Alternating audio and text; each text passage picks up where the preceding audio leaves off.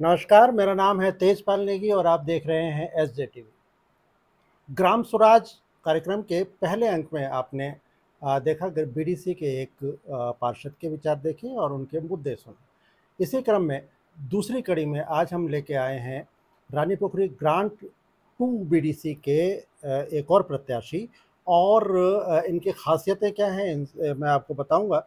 लेकिन इनका नाम है सुनील कुमार यादव और ये अपने चुनाव के मुद्दे आपके सामने रखेंगे। इनका एक छोटा-सा परिचय मैं आपको दूँ कि ये निवर्तमान बीडीसी सदस्य हैं इसी सीट के। एक्स सोल्जर हैं और सेवानिवृत्ति के बाद समाज सेवा में से जुड़े और उसके बाद उन्होंने क्या-क्या किया हम चाहेंगे कि उनके ही मुख से सुनें। लेकिन उससे पहले सुनील जी से मैं चाहूँगा कि अपने मुद्दे बताएँ। उससे पहले एक छोटा-सा परिचय, संक्षिप्त सा परिचय सुनील यादव जी। नमस्कार सर।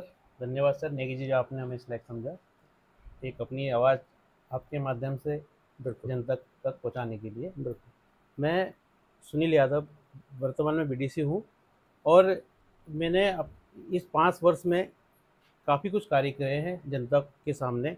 जैसे आप हमारे मेन सीएचडी कैंटीन जी। का हम लोगों ने उद्घाटन किया है, एक सभी सैनिक परिवार ने मिलकर हुँ, उसको बनाया है। जी। और जैसे समस्या लोगों की रोड पानी, जो हमारे बीडीसी निधि से जितना हो सका हाँ, हमने अपने उससे स्तर पे किया है, जितना अपने हो। स्तर से जितना उतना किया है। बिल्कुल। और तो और जो हमसे जैसे विधायक निधि से हमने विधायक जी के माध्यम से कराया है, जिला पंचायत जी के माध्यम से कराया है, ग्राम प्रधान के माध्यम से कराया है, हुँ, जितना हमसे पॉसिबल हो सका है हमने सभी मुद्दे कंप्लीट कर रहे हैं। कुछ रह गए हैं हुँ, हुँ। जिनके लिए मैं दोबारा एक बार जनता के समक्ष खड़ा हूँ अपने मुद्दे लेकर, बिजली का, पानी का और सड़कों का। इन मुद्दों पे भी बात करेंगे, लेकिन इससे पहले जब आप अब प्रचार के लिए अपने क्षेत्र में जा रहे होंगे, जी। चूँकि आपने 5 साल काम किया जी। और पब्लिक से मतदाताओं से आप अब मिल रहे हैं। जी। जी। 1970 में और 70-71 में एक फ़िल्म आई थी शोले, उसका एक हम्म। प्रसिद्ध डायलॉग था कि तुम्हें क्या लगता है कि गब्बर खुश होगा? पब्लिक जब आप पब्लिक के बीच में जा रहे हैं, वो गब्बर है, पब्लिक खुश दिख रही है आपको आपके काम पब्लिक से? बिल्कुल खुश दिख रही है। संतुष्ट बल्कि है? और तो और पब्लिक का मुझे इतना अच्छा रिव्यू मिला है कि मैं मेरा पिछली बार चुनाव चिन्ह ईंट था। जी। जिनको अभी भी याद है, बोला बेटा आपका चुनाव चिन्ह ईंट है। हाँ, हाँ। और मैंने कहा जी अभी भी ईंट मिला है मुझे। अच्छा, तो आप पिछली बार भी खुद आपका ईंट था, ईंट इस था, बार भी ईंट ही इस बार मिला है? भी ईंट मिला है, तो मुझे ये अच्छा। बोल रहे हैं हमने पिछली बार ईंट में दिया था, हुँ, हुँ। अभी भी हम ईंट में देंगे। अच्छा, तो वो एक परंपरागत सा होता जा रहा है। जी बिल्कुल।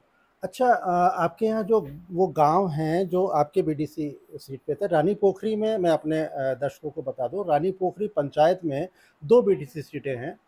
एक है रानी पोखरी ग्रांट में जो रानी पोखरी चौक से उस तरफ का है और दूसरा नागाघेर, तुनाली और शांति शांति नगर नगर। इलाका उसमें आता है। ऐसे कौन-कौन से मोहल्ले हैं जो ज़्यादा समस्याग्रस्त हैं आपके इलाके के? समस्याएं तो हमारे छः वार्ड है इसमें। जी, 7, 8, 9, 10, 11, 12, 12, 13 13। जी। अब 6 के 6 वार्ड में समस्याएं तो हैं, हुँ, हुँ, क्योंकि कुछ जगह नई प्लॉटिंगें हुई हैं, हुँ, कच्ची रोडें हैं वहाँ पर, पानी की व्यवस्था नहीं है। हुँ, तो लोग अभी नए नए घर बनाए तो सबको दिक्कत हो रही है पानी हुँ, की। तो हमने आगे उसमें मेरा वो रखा हुआ है प्रपोजल में कि जगह जगह हम छोटे ओवरहेड टैंक का निर्माण करवाएंगे आगे हाँ, आने हाँ, वाले, चाहे वो विधायक जी के माध्यम से हो, सांसद जी के माध्यम से हो। जी। इनसे हमारी इन ये रहेगा कि कार्य जो रहेंगे हमारे, पानी की समस्या हमारे क्षेत्र में बहुत ज़्यादा है। हुँ, हुँ। तो पहला हमारी समस्या रही है, समाधान ये रहेगा कि हम प्रत्येक घर में पानी की व्यवस्था सुचारू रूप से चला सकें। एक स्कीम थी केंद्र सरकार की हर घर नल वाली, क्या वो स्कीम हमारे यहाँ हमारे इस वार्ड में लागू है? जी बिल्कुल। हर घर हर हर घर घर जल नल है। से जो हमारे लागू हुई है, इसमें हुँ, 26 रुपये का कनेक्शन पर प्रत्येक परिवार को मिला है, फ्री मिल ऑफ रहा कॉस्ट। है। जी, जी। तो हर प्रत्येक परिवार का कनेक्शन बहुत ज़्यादा हुए उस टाइम पे। हुँ, हुँ। और सभी ने कनेक्शन लिया, जिनके शायद में अच्छा। कोई घर होगा जहाँ भी कनेक्शन नहीं होंगे पानी अब के। ये बात तो हुई सुनील जी के नल लग गए हैं।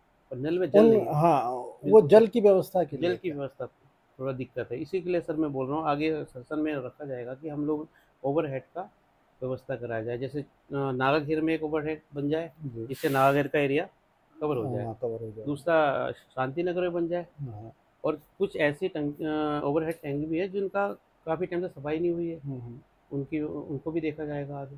अच्छा। उसके लिए भी कार्य किया जाएगा। हाँ, हाँ। सुनील जी, आपने पेयजल समस्या बताई, ये जायज़ है ये बात कि अगर हम आबादी जिस लेवल पे बढ़ रही है, जिस प्रतिशत में बढ़ रही है, निश्चित रूप से वहाँ के लिए ओवरहेड टैंक हमें बनाने ही पड़ेंगे। बिल्कुल डायरेक्ट सर, ट्यूबवेल से सप्लाई से काम चलने नहीं वाला चलेगा। नहीं चलने वाला। एक और समस्या जो मेरे संज्ञान में भी आई है, हमारे युवा थोड़ा नशे की तरफ को बढ़ रहे हैं। क्या आपके नॉलेज में भी है ये? बिल्कुल सर, नशे का प्रचलन बहुत ज़्यादा हो गया है हाँ, हाँ। और इस नशे के खिलाफ हमने कार्रवाई भी की है, अपने संबंधित थाना इंचार्ज को भी बताया है, उन्होंने भी एक रैली निकाली थी अच्छा। नशे के विरोध में, हाँ, हाँ। और इससे काफ़ी फ़र्क पड़ा भी है। अच्छा। और इसके नशे हमने क्या करा, एक नया अभियान भी चलाया है कि जो हमारे युवा हैं नशे ना जाके, जैसे सुबह एक्सरसाइज करें और शाम को और एक्टिविटी करें जो बिल्कुल। नशे की तरफ ना जाए। और हमने जगह जगह एक कार्यशाला भी कराई है, स्कूलों में बताया है जाके कि हमारा युवा नशे की तरफ अच्छा। जा रहा है, इन्हें रोके। हाँ, हाँ। टीचरों के माध्यम से बताया, छोटी हाँ, छोटी कला ऐसे करी है हमने हाँ, जगह हाँ। जगह, इससे काफ़ी फ़र्क पड़ा है वैसे। एक्चुअली रिसर्च ये कहती है कि अगर युवा वर्ग नशे की तरफ को जा रहा है तो उसे कहीं और बिज़ी किया जाए। बिल्कुल सर। मैं जब अभी आपका साक्षात्कार लेने यहाँ आ रहा था, एक बड़ा मतलब ये समझिए आपके अपने आप में कंट्रोवर्शियल सा मुझे लगा कि ये क्या हो रहा है।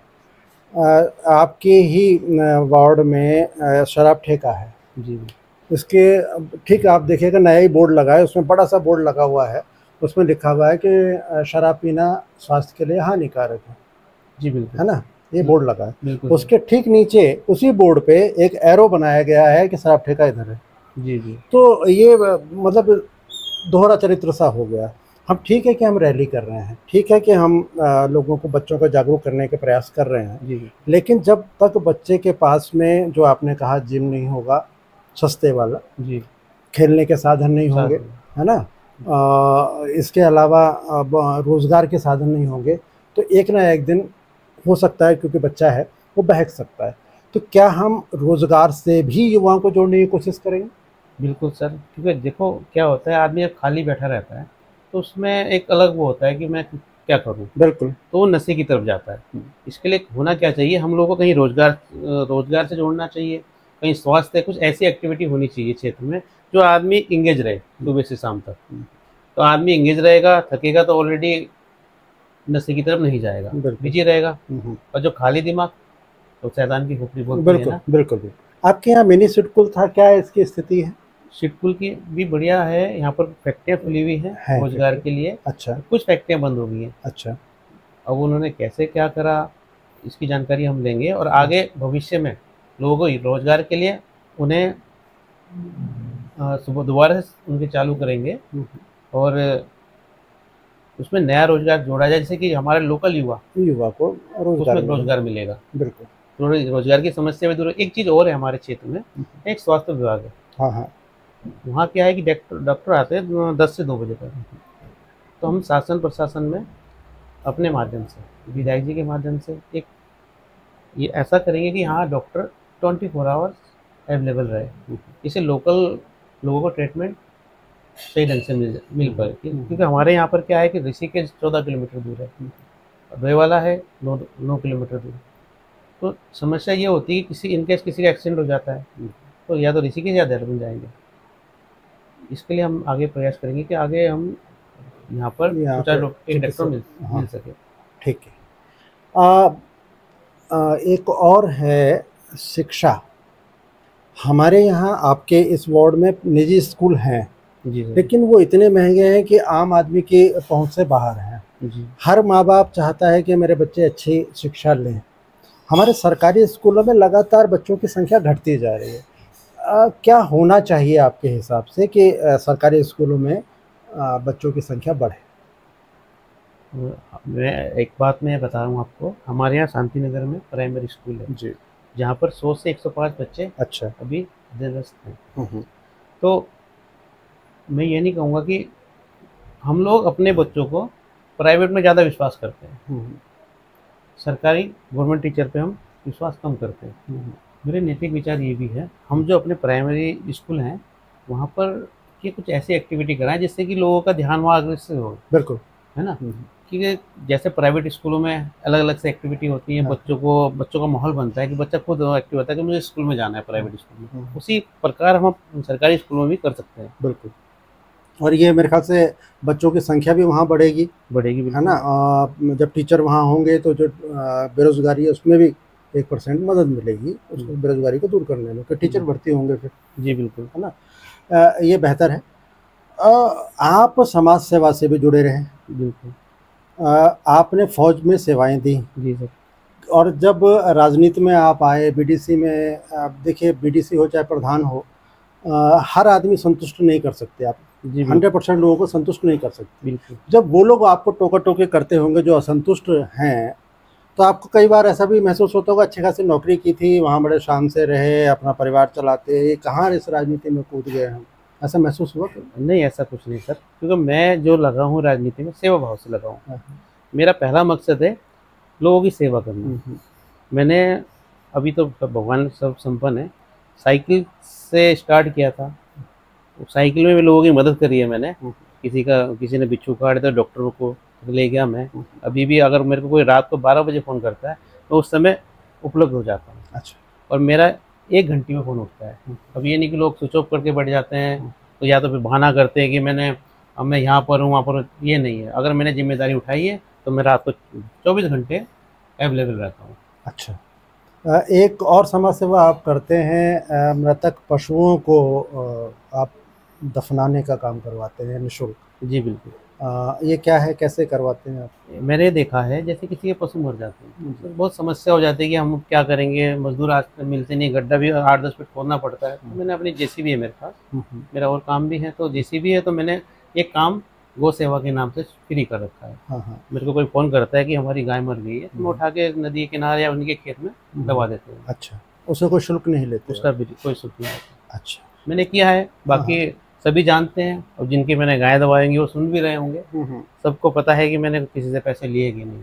हाँ, ये अच्छी बात है। मुझे लगता है कि इस तरह के सामाजिक कामों से जब हम जुड़ते हैं, तो उस समय वोट का कोई लालच नहीं होता, नहीं और सर, निश्चित रूप से लोग आपसे जुड़ते चले जाते हैं। ये मैं रानी पोखरी सेकंड से बीडीसी हूँ, पर मैंने जो काम किए हैं, रिश्ताबाद है, रेणापुर है, चाहे डांडी है, वहाँ से भी मुझसे फ़ोन आया तो मैंने भेजी है अपनी। अच्छा। आपने एक पूरे देश पे एक संकट आया था 2020 और 21 में, कोरोना नाम से। जी। यहाँ पे आपने किस तरह से मदद की? बीडीसी के आप प्रतिनिधि थे, किस तरह से अपने लोगों को आपने बचाया? कोई अनुभव आपके पास? हमने मेरे पे एक ट्रैक्टर जी। और एक टैंकर था, तो उसमें सैनिटाइज हमने पूरे क्षेत्र में किया है, एक रानी पोखरी ना छोड़कर। पूरी 10 से 11 ग्राम सभा है, सभी जगह हमने पूरी जहाँ न्याय तक जहाँ पंचायत में? पूरी न्याय पंचायत जहाँ पॉसिबल हो चुके गाड़ी जाना, नहीं तो हमने स्कूटी से वगैरह से सैनिटाइज कराया है। लोगों को राशन की व्यवस्था, जैसे किसी के माध्यम से किसी ने बोल दिया कि भाई हम राशन बांटना चाहते हैं इस क्षेत्र में, तो उनसे कराया, कुछ अपने स्तर से कराया है। तो एक सबसे बड़ा संकट था हमारे कोरोना काल का। हमने बिल्कुल। अपना घर ना देके शहरों में पड़े रहे, गाँव में ना आके और लोगों की सेवा करी है। ये तो सभी को पता है, सब जानते भी इस चीज़ को, हम क्षेत्र में ही रहे। और एक सभ्य नागरिक होने का दायित्व भी बिल्कुल है सर, ना। बिल्कुल। हमारी नैतिक जिम्मेदारी है कि हम दूसरों को भी संकट से निकालें। इसमें वोट और उसका कोई कोई लालच स्वार्थ नहीं नहीं। होता, कोई स्वार्थ नहीं होता है। एक हम बीडीसी रहे हैं, हमारा कर्तव्य था कि देश की सेवा करनी, लोगों की सेवा करनी। जिस पद पर थे हम, तो हमारा एक नैतिक जिम्मेदारी भी थी। एक जो आपके इलाके में दुनाली खाला आता है, जी। यहाँ पे एक खाले से पानी आता है, और मेन रोड पे जो खाले के लिए रोड जाता है उसमें पानी भर जाता है, जल भराव की समस्या हो जाती है। इसका कोई निदान है क्या आपकी नज़र में? इसका जो लोगों ने अपनी ज़मीनों में रास्ते बंद करे हैं पानी के, अच्छा। उनको हमें खोलना पड़ेगा। अच्छा। भाई, पानी का रास्ता हम साफ करेंगे तो भराव की समस्या खत्म होगी। तो सबसे पहला काम हमें करना होगा, जिन्होंने अपने मेड़बंदी करके रास्ते बंद करे, अच्छा। पानी भाई रुकेगा तो दिक्कत इधर उधर जाएगा, हाँ, हाँ। दीवारें तोड़ेगा, लन हाँ, तोड़ेगा हाँ, किसी की। हाँ, हाँ। तो हमें चाहिए कि हमें पहले उस रास्ते को, मेरा पहली जिम्मेदारी होगी, मैं उस नाले को साफ करवाऊंगा। एक और मैं भी उस इलाके में गया था, आपके यहाँ भी शांति नगर का भी प्लॉटिंग वाला इलाका जो है, वहाँ प्लॉटिंग हुई है जी, और डीलर्स ने जिन्होंने ज़मीन बेची उन्होंने सड़क बनाने की बात पे जी, प्लॉटिंग बेची है वो। जी। लेकिन अब वहाँ पे सड़क तो बनी नहीं है, वहाँ झाड़ियाँ खड़ी हैं, लोग परेशान हैं। इसका कोई ऐसा समाधान हो सकता है क्या कि बीडीसी या पंचायत उसी को समस्या का समाधान कर सके? ऐसा संभव है? हो सकता है, तो उसमें समय लगेगा। समय क्योंकि लगेगा। एक ग्राम पंचायत में प्लॉटिंगें ज़्यादा हुई हैं। हाँ, वैसे फर्स्ट प्रायोरिटी तो प्रॉपर्टी डीलरों की बनती है हाँ, हाँ। कि आपने अगर किसी को प्लॉट दिया है तो हाँ, वो आपकी तो उनकी ज़िम्मेदारी है, व्यक्तिगत हुई रोड ना। रोड, पानी और बिजली की ज़िम्मेदारी आपकी होती है। जी। अब एक प्रतिनिधि कोई भी, चाहे ग्राम प्रधान हो, हुँ, हुँ। बीडीसी हो, एक बार में सब कुछ नहीं कर सकता। हुँ, हुँ। तो उसके लिए क्या है, धीरे-धीरे होगा पर उसका समाधान भी हो जाएगा। आपके शांतिनगर में ऐसी चर्चा है कि यहाँ पे कूड़ा घर बनने जा रहा है? बीच में उठी थी सर ये। क्या है इसमें वो फैक्ट क्या है? इसमें कि हम रानी पोखरी न्याय पंचायत का जितना कूड़ा कचरा होगा, हुँ, हुँ। ग्राम सभा की भूमि में बनाएँगे हुँ, हुँ। कचरा घर, तो वो सेरीकल्चर ग्राम सेंटर। समाज की ज़मीन वो शांतिनगर में ही है? और जगह भी है ग्राम सभा की ज़मीन है, हाँ, सिर्फ हाँ। शांति नगर नहीं है। पर अधिकारी जो लोग आए थे सर्वे करने, शांति नगर में आए थे, तो अच्छा। उसका विरोध भी किया था हमने हुँ, हुँ। कि हम गांव के बीच में नहीं बनने देंगे, हुँ, हुँ। चाहे उसके लिए हमें कुछ भी करना पड़े। तो काफ़ी बड़े इलाके में बनेगा। हाँ, 3-4 बीघे कम से कम होगा मेरे आइडिया से। तो मुझे लगता है कि जिस दिन वो कूड़ाघर बन गया, ज़मीन पे उतर गया, उस दिन आपको शांतिनगर तो मलिन बस्ती तो में शांति तब्दील हो नगर जाएगा। नहीं, यहाँ से 4-5 किलोमीटर एरिया बिल्कुल। कवर करेगा। हुँ, हुँ। यहाँ का वातावरण दूषित होगा, बिल्कुल। बच्चे बीमार होंगे, हुँ, हुँ। ये समस्या ज़्यादा बढ़ जाएगी क्षेत्र में। अच्छा, तो लोग इसका विरोध कर रहे हैं। लोग विरोध कर रहे हैं, करेंगे। आपकी क्या स्थिति रहेगी? तो मैं तो बिल्कुल विरोध में खड़ा रहूँगा, मैं बनने बिल्कुल नहीं दूँगा, उसके लिए मुझे कुछ भी करना पड़े। हुँ, हुँ। कुछ छोटे-छोटे सवाल हैं। जैसे आपकी पिछले 5 साल की सबसे बड़ी उपलब्धि आप क्या मानते हैं? उपलब्धि तो सर, सबसे बड़ी उपलब्धि तो कोरोना काल रहा हमारे इसमें। हुँ, हुँ। कोरोना काल ही है। हाँ, सकुशल निपटे सब उससे। कुशल निपटे। हुँ। हालाँकि दूसरे सेकंड राउंड में मैं इंजर्ड भी हो गया था। अच्छा। 1 महीने बेड में रहा। हाँ, हाँ। चोट लगी थी आपको? या चोट कोरोना अच्छा, हो गया था कोरोना ही मुझे हुआ भी। था। जी। अच्छा। चलिए, आप वहाँ से लोगों को भी बचाया, आपने खुद भी सकुशल रहे। आप चुनाव जीत जाते हैं, सबसे पहला काम क्या करना चाहेंगे? सर, सबसे पहला काम मेरी पानी की समस्या होगी लोगों अच्छा, को, अच्छा। क्योंकि जल ही जीवन है, हुँ, हुँ, जल की सबको ज़रूरत है। हुँ, हुँ। तो सबसे पहला काम मैं पानी, लोग या पानी की जहाँ दिक्कत होगी, उसके लिए कार्य करूँगा।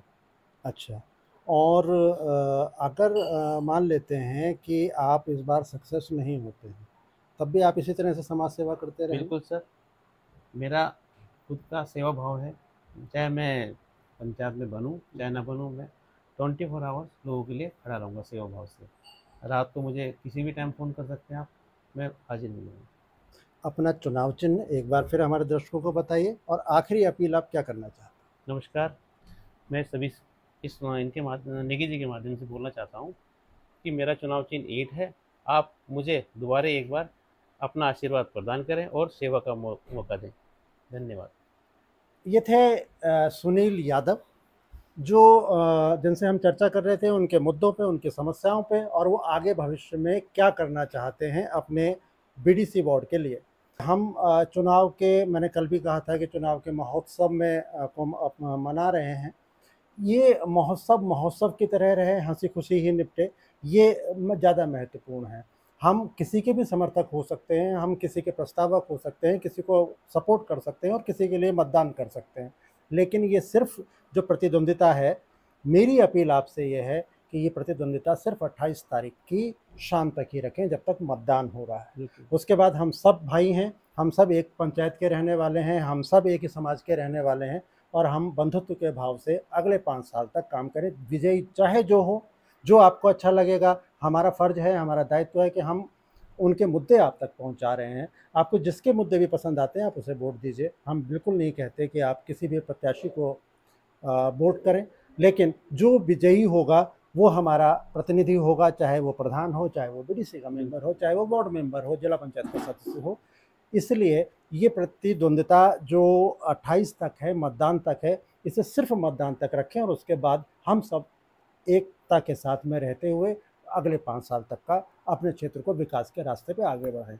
मिलेंगे ग्राम स्वराज के अगले एपिसोड में एक और प्रत्याशी के साथ में। तब तक नमस्कार।